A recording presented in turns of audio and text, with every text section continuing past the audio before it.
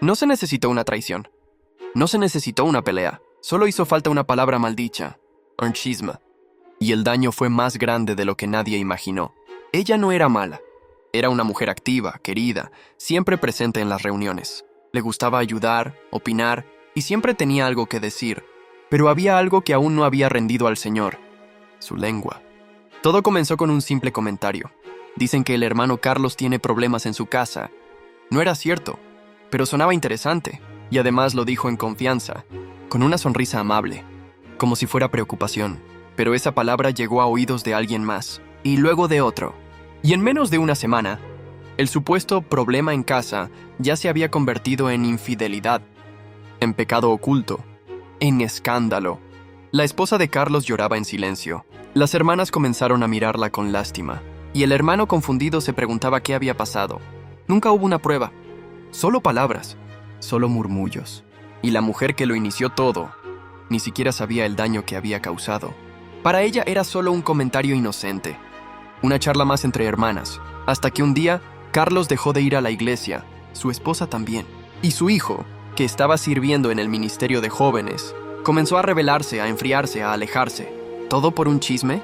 Sí, porque el chisme no necesita gritos, ni golpes, ni escándalos. Solo necesita una boca dispuesta y oídos sin discernimiento. Y fue ahí cuando Dios la confrontó. Una noche, orando, sintió que el cielo estaba cerrado.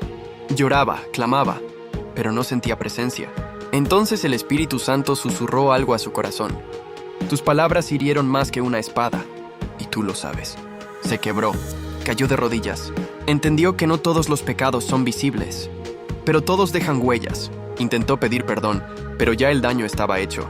Los hermanos ya no querían hablar, la familia ya no regresó, y el joven nunca volvió. La lengua es un fuego, dice la Biblia, un pequeño miembro que puede incendiar todo un bosque, y en esta historia lo hizo.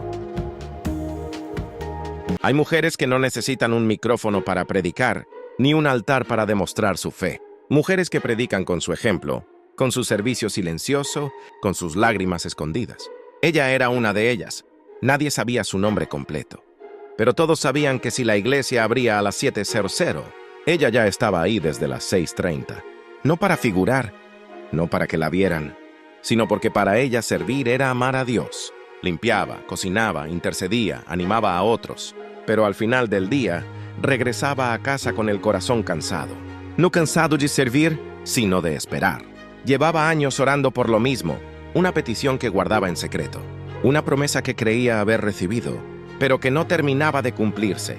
Y aunque no se quejaba en público, en la intimidad de su cuarto, sí le preguntaba a Dios: ¿y yo, Señor? ¿Cuándo será mi turno? Un día, como pasa muchas veces, llegó alguien nuevo, una joven entusiasta, sonriente, llena de ideas, y todo el mundo comenzó a admirarla, a rodearla, a felicitarla.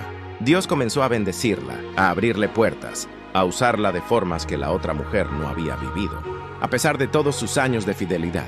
Entonces comenzó la batalla, no con la nueva hermana, sino dentro de sí misma. No lo decía, pero lo sentía. ¿Por qué a ella sí y a mí no? ¿Acaso Dios ya se olvidó de mí? ¿De qué me ha servido tanto ayuno, tanta oración? Si otros llegan y reciben antes que yo, lo que empezó como una pequeña duda, se convirtió en una grieta, y esa grieta se llenó de comparación, y esa comparación de amargura, y la amargura de orgullo disfrazado de justicia. Poco a poco la mujer dejó de orar con pasión, dejó de servir con alegría.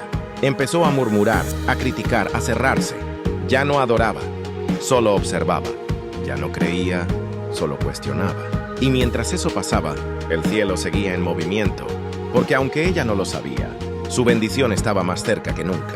Ya tenía fecha, ya tenía forma, ya venía con nombre y con propósito. Pero cuando llegó el momento, ella ya no estaba. Se había ido, cansada, dolida, rendida. Se dejó robar su bendición. Y no fue el diablo. No fue el pecado escandaloso. Fue algo más sutil. Fue su reacción al ver a otro ser bendecido antes que ella. ¿Sabes qué es lo más triste? Que Dios no se había olvidado de ella. Solo estaba probando su corazón. Y ella, que era fuerte en el hacer, no resistió la prueba del esperar. Porque hay bendiciones que no llegan rápido, no porque no estén listas, sino porque nosotros aún no lo estamos. Ella sembró durante años, pero no cosechó, porque se fue antes de tiempo. Hoy quiero hablarte a ti, A ti que estás esperando algo, a ti que has servido con el alma, a ti que has llorado en secreto y no entiendes por qué otros reciben antes que tú. No te muevas, no retrocedas, no compares. Dios no premia al que corre más, ni al que grita más, sino al que permanece. Tu promesa no está perdida, solo está en proceso.